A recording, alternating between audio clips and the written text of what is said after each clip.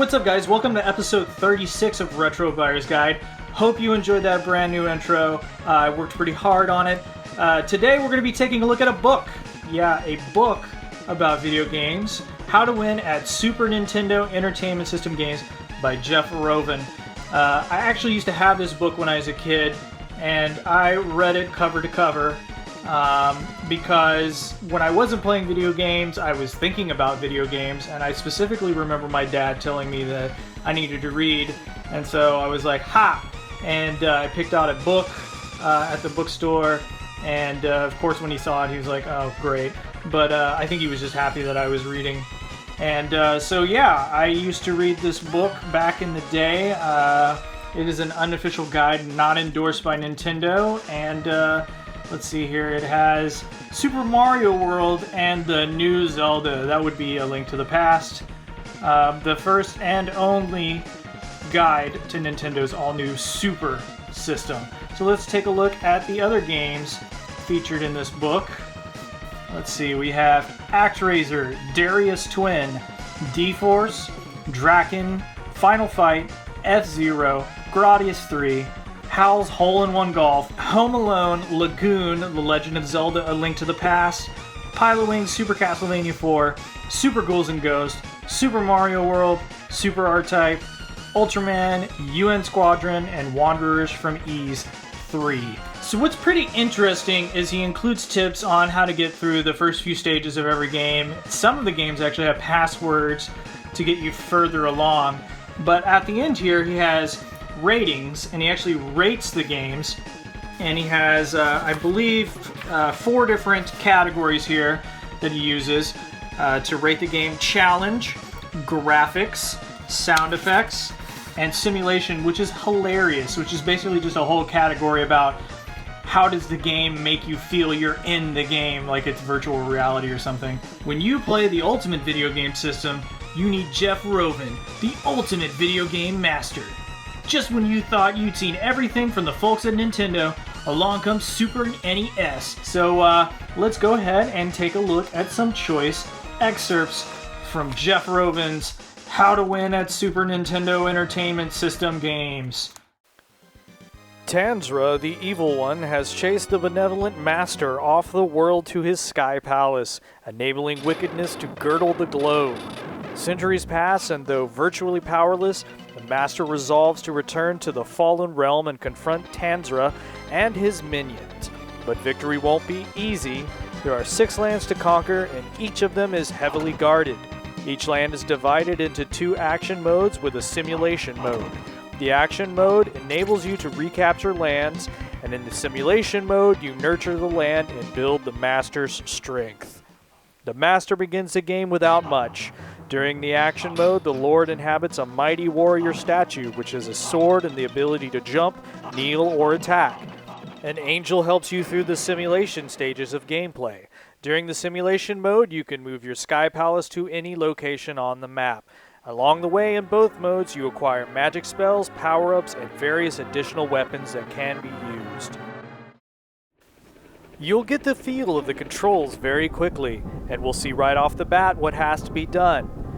Whether you're piloting a light plane, using a hang glider, parachute, rocket belt, or helicopter, you have to pass through or clear various hurdles and make precision landings. There are bonus stages in this game, which are as follows. When parachuting, land on the platform beside the bullseye. Not only will you earn 100 points, you'll be spirited to a bonus area where you've got to help a penguin dive into a pool.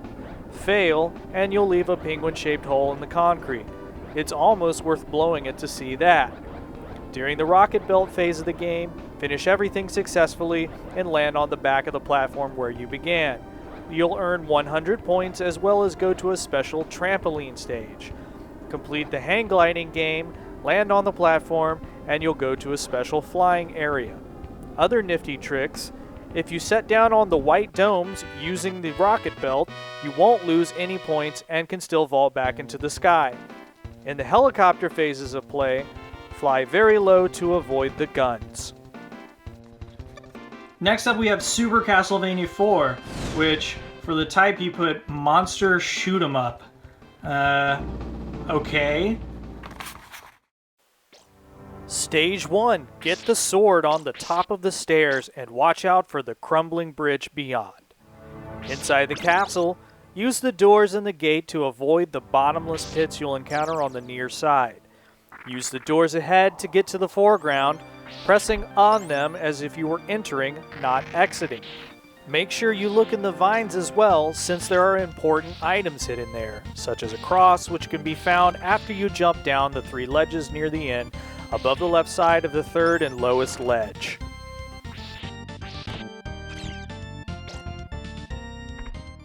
Oh, here we go. Super Mario World. Fantasy shoot 'em up. I don't think Jeff Rovin knows what a shoot 'em up is. Donut Ghost House. If you can't fly, go right, enter the door, hit up under the block, jump to the stairs, and climb the vine. Enter the door and exit. If you can fly, do so. Fly up and cross on the top. At the end of the room, hit the 1st and 2nd blocks first to get 1-ups, then hit the 3rd and 4th for 2 more.